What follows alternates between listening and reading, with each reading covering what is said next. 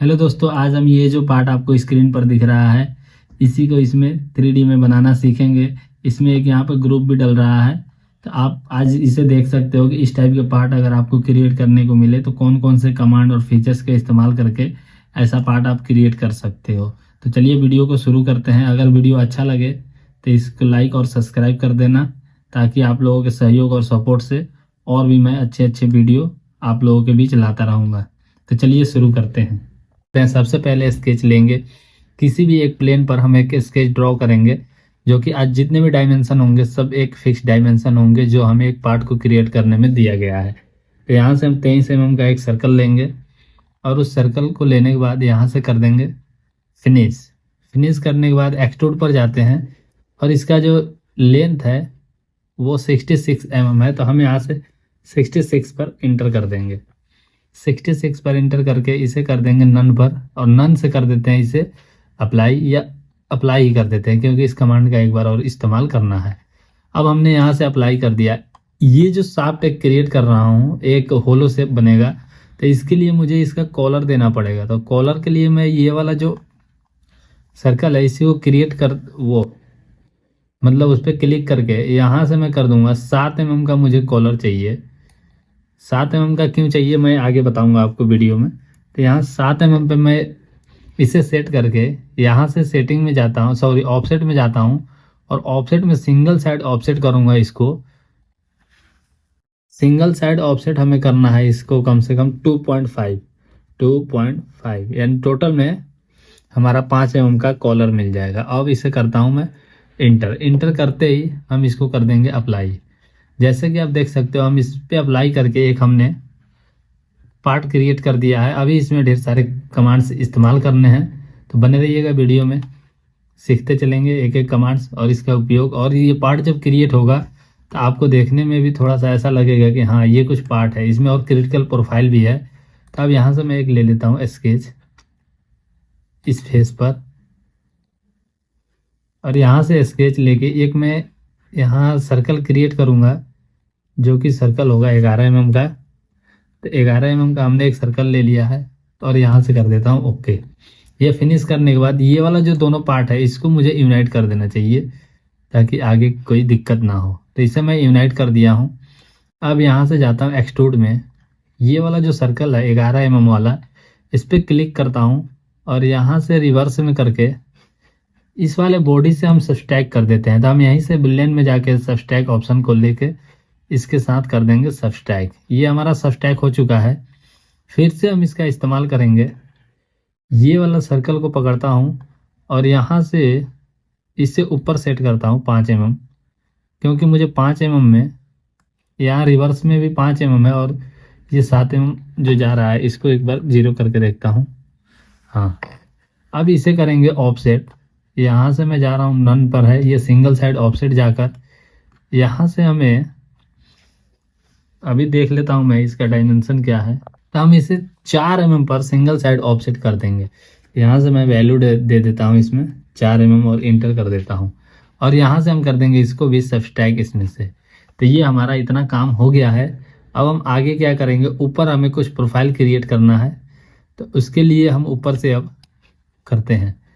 तो यहाँ से मैं इसको देखता हूँ, एज को अगर पकड़ लेगा तो यहीं इसी से कर देंगे। ये यहाँ से फिल्टर लगा देता हूँ ताकि हमारा जो है एज ही आएगा। एज आ गया यहाँ से।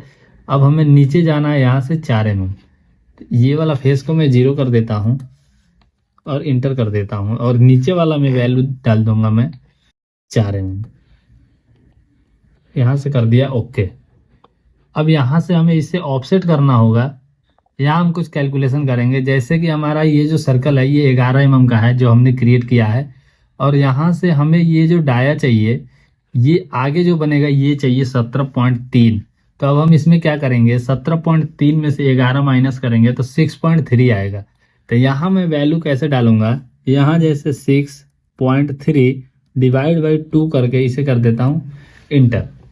अब यहाँ से जैसे मैं इसे अप्लाई करूँगा तो हमारा ये पार्ट यहाँ से मिल गया है जो हमें चाहिए था प्रोफाइल। अब हम आगे कुछ काम करेंगे, तो इसके लिए हम थोड़ा यहाँ पे ट्यूब कमांड का इस्तेमाल करेंगे। तो एक बहुत ही सिंपल सा कमांड है ट्यूब। हम यहाँ से होम टैब पर रहेंगे, यहाँ से सरफेस पर जाएंगे। सरफेस पर जाकर जैसे सरफेस पे मैंने क्लिक किया और यहाँ से मोर पर जाओगे तो आपको एक ट्यूब कमांड मिलेगा।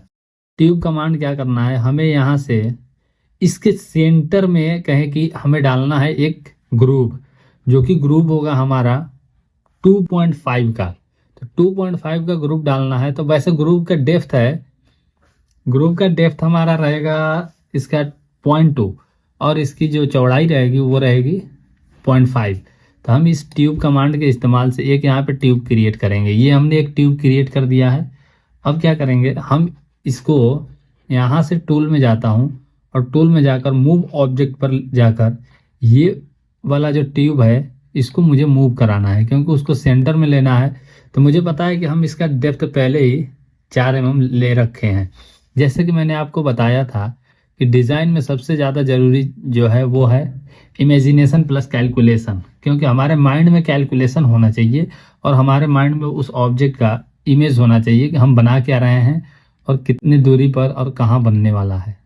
तो अब जैसे कि हम यहाँ पे डालेंगे वैल्यू, अभी 2 mm डाल के मैं इसे शो रिजल्ट करता हूँ तो ये ऊपर की तरफ जा रहा है। तो इस चीज़ को हमें ध्यान रखना है पहले ही। तो मैं इसे माइनस में डालूंगा, माइनस में जब डालूंगा तो ये हमारा नीचे की तरफ चला गया। अब हम यहाँ से कर देंगे इसे ओके। ये कमांड हो गया क्लोज। फिर से जाएंगे होम टैब पर, यहाँ जाएंगे सबस्ट्रैक्ट पर, ये वाला जो टूल बॉडी और इसके साथ ये टूल टारगेट बॉडी ये है और टूल ये लेके यहाँ अगर आप कीप करते हो तो ये हमारा ट्यूब रह जाएगा और कीप टूल हटाता हूँ तो ये हमारा यहाँ हो गया सबस्ट्रैक्ट। अब ये 0.5 का तो विड्थ इसका मिल गया, जो कि हमने 0.5 का एक ट्यूब क्रिएट किया था, लेकिन इसका डेप्थ हमें 2.5 मिला होगा। तो इसके लिए हम क्या करेंगे, 50 माइक्रोन जो है हम इसको ऑफसेट कर देंगे। तो यहाँ से जाएंगे सिंपल सा ऑफसेट रीजन पर जाकर इसे यहाँ से मैं कर दूंगा ऑफसेट। तो ऑफसेट मुझे कितना करना है, जैसे कि पता है 0.05 यानी 50 माइक्रोन पर ऑफसेट करना है। अब मैं यहाँ से कर दूंगा शो रिजल्ट और यहाँ से ओके। तो हमारा ये जो पार्ट था वो बनके तैयार हो गया है, लेकिन अब हमें इसमें कुछ चेम्फर और रेडियस अप्लाई करना है, तो वो हम कर देते हैं अभी। जैसे कि यहाँ से मैं ये शार्प कॉर्नर जो है यहाँ मैं थोड़ा रेडियस दूंगा, तो ये 0.2 का रेडियस दे दूंगा और यहाँ से कर देता हूँ इसे अप्लाई। 0.2 का रेडियस के साथ हम इसको कर दिए अप्लाई। अब आगे हम क्या करेंगे, इस पे चेम्फर दे देंगे पीछे के साइड में। तो यहाँ चेम्फर कमांड लेकर ये और ये 0.5 का चेम्फर ही अप्लाई कर देते हैं हम। इस तरीके से यहाँ चेम्फर डाल देंगे, यहाँ भी डाल दूंगा चेम्फर, क्योंकि इसके पीछे एक इंसर्ट फिट होगा तो वो इंसर्ट प्रॉपर रेस्ट करे इस फेस पर।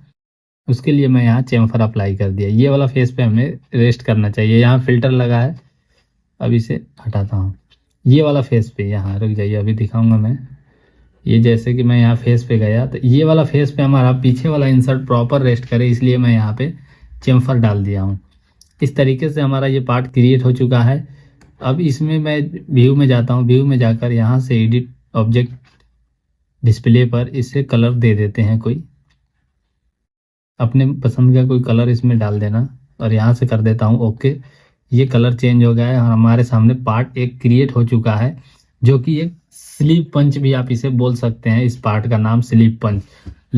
अगर ये वीडियो अच्छा लगा होगा, अगर इसमें से एक भी कमांड आपको समझ में आया होगा तो प्लीज़ मेरे चैनल को सब्सक्राइब कर दीजिएगा और मेरे वीडियो को लाइक कर दीजिएगा, ताकि और भी ऐसे ही वीडियो आपके सामने लेकर आता रहूँ। तब तक के लिए नमस्कार, जय हिंद।